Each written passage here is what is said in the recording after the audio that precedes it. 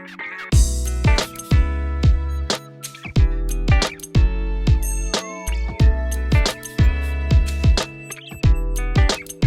everyone, this is Ellen Marie Francisco.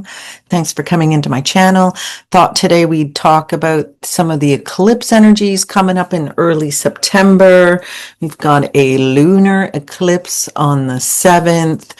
Usually when we're heading towards the eclipses, there have been energies brewing underneath the surface already, kind of bubbling and giving you some hints about where you may be going, or certainly where you may not be going. There may have been breakups in relationships or step backs or hold zones and things like that, as well as jobs and uncertainties and delayed start dates and things like that can also happen before an eclipse. So you really want to keep an eye open for what doors are opening and what doors seem to be closing, and try not to hold a grudge against the doors that are closing. Keep an open mind for anything that seems to be opening. You never just really know where that's going to lead.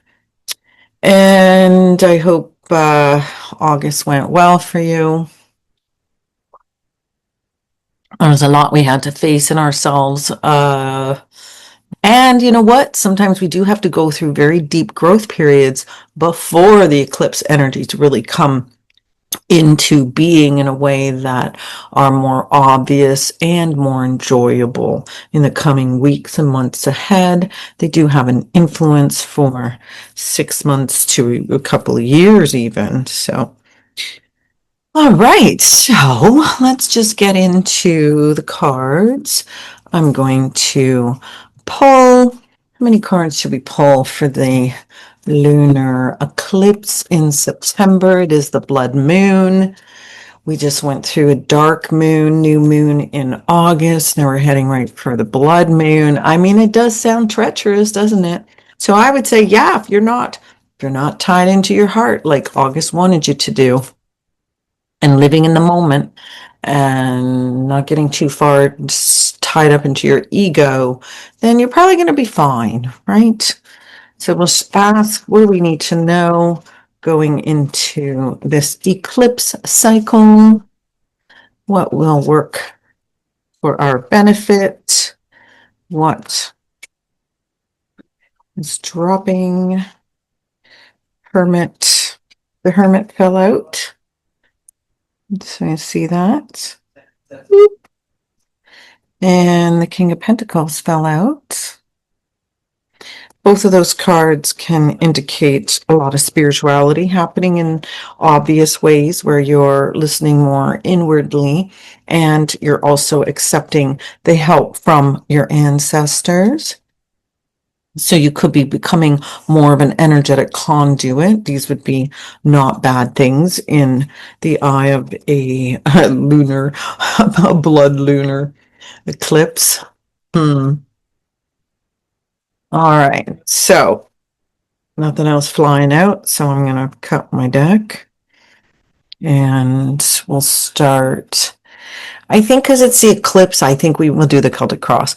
You know, this card fell out of the deck as I was getting ready to do this video. Obviously, I picked it up off the floor and I've shuffled, and here it is at the very beginning. So yeah, we are in the midst of a revolution in our consciousness. The Tower, more than anything, speaks about the extreme expansion available to us because we're spiritual beings and we're being tossed around by the universe, essentially.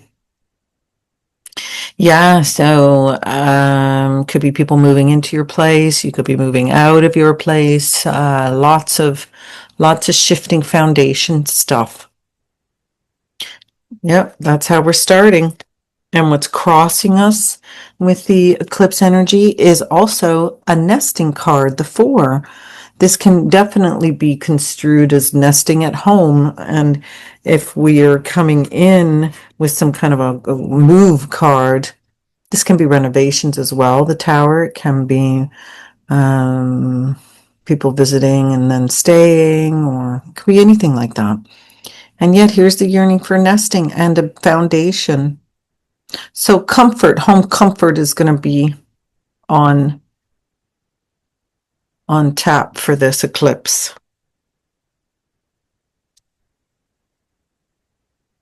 And underneath us is a Six of Wands. This usually does have to do with family. It can be astral traveling. So if you are coming at things from a more spiritual perspective, then you could be traveling with your ancestors during some of your sleep time. And you could also be getting on planes to go visit people that are in the here and now with you as far as your family goes. Yeah, and you can be taking new risks, you could be willing to take some risks, willing to take flight. If you're coming from a family that is very supportive of you and you're able to also give yourself the emotional and spiritual supports, then this could be a very, very good pivot point for you where you're just taking off, just having a great time and setting sail for sights unseen, but known somehow that are yours to enjoy. You can really be tied into yourself without even knowing it with that kind of energy as well. And the moon. So here we go, upside down. Yeah, so it could be revealing a lot of revelations during this time. I mean, we are talking about a lunar eclipse. It does, like I say, with the blood moon, it seems like it's going to be a little bit intense. So if you've not cleared your emotional body, it could be bloody, I would say. I would just make it that simple. So keep emotionally present during this eclipse and in the coming months. Be willing to sit in your emotional truth, whether you don't always have to make decisions when you're living in your emotional truth. You just have to be accepting of where you are and what makes sense in the moment. You don't have to do anything crazy or rash. You just have to be aware. And you know what? The August moon, the black moon in August, was enough to kind of bring through some of our subconscious core anyway. So if there's a move, I think it's all the things that aren't us anymore that are moving out of our building, and our own building is our divine essence and our divine body. Yeah, that's kind of how they're showing it to me too, because this consciousness rising is what this is. Some of us are growing up quite a bit, I guess, during this emotional roller coaster eclipse cycle.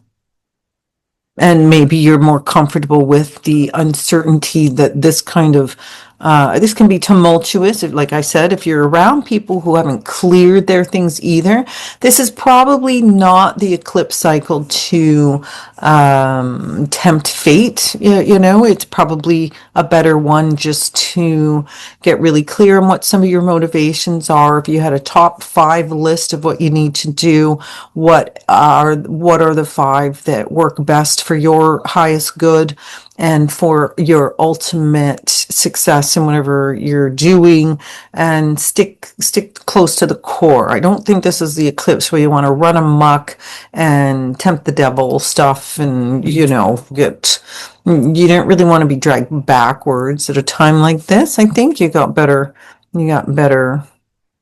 wind to make headwind properly. Anyway, that's what I'm seeing off the moon card. And next along the road is the Ace of Swords. Wow. All right. So this is a lot of communication, a lot of 5th chakra. It does speak to also a reorganization of your perceptions. With the Tower, we're already being warned that our consciousness is shifting quite a bit.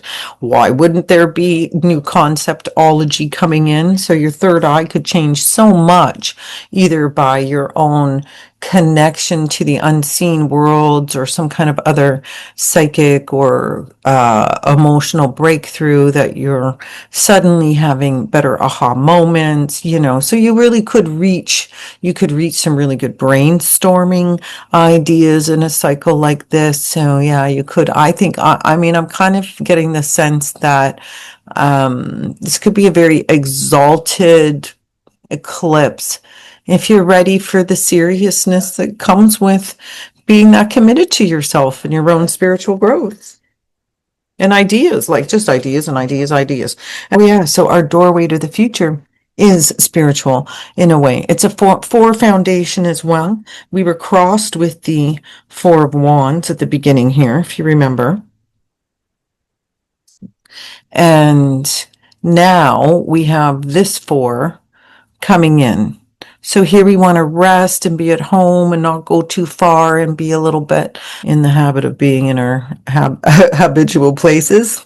And this needing rest and also spacey time where you can zone out enough and hear spirit talk to you. You know, this is the way that connection is made and sort of the drift off to sleep or drift into awareness and awake states that bring in some of the best information through your spirit guides or through your ancestors, you know. So you could be feeling more comfortable building a foundation on earth that supports the spiritual information that's trying. So you could be doing a lot of your own due diligence to be making sure that your home environment is the healthiest choice for you, for your highest good, basically, and those around you. If you're a parent and you're raising kids, or if you're a child and you're helping your parents, and on and on and on. It could be any combination. Rest. So we're going to need our rest somehow. I know a lot of people have, even during this moon, the earlier moon in August.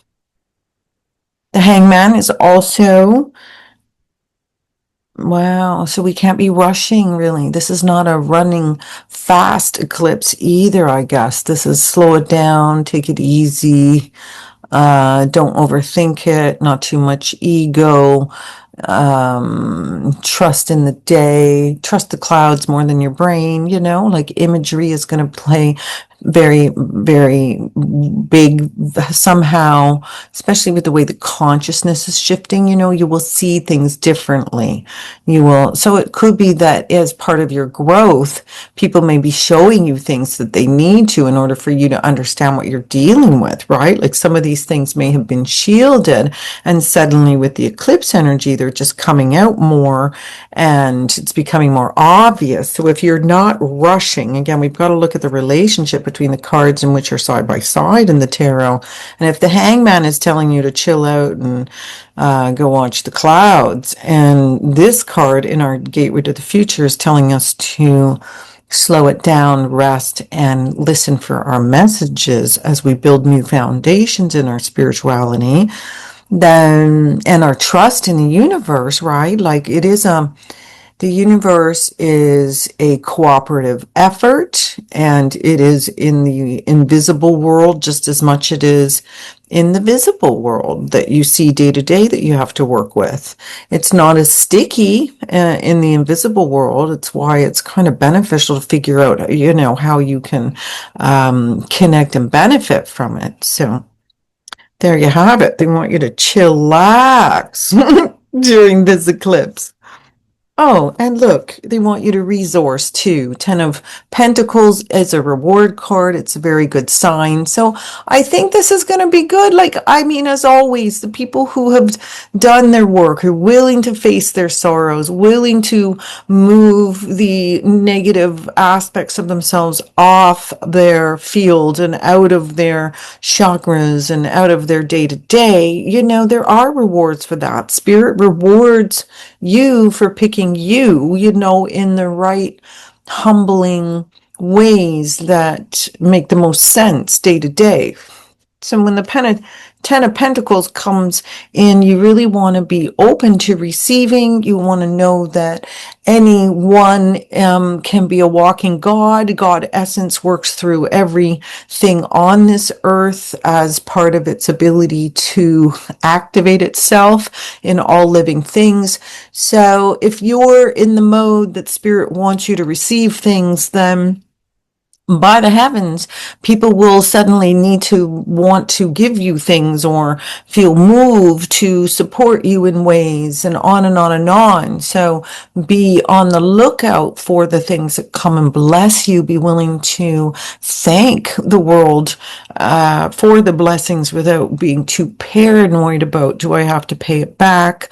Most of these kinds of blessings come as a pay it forward, no strings attached movement. Sometimes that makes people uncomfortable, but this is where we are with the eclipse. We're talking about, rewarding, being rewarded for our growth, being rewarded for the effort. So I wonder where Saturn is, because I feel like, yeah, I mean, you do want Saturn on your side if there's any kind of tests or lessons.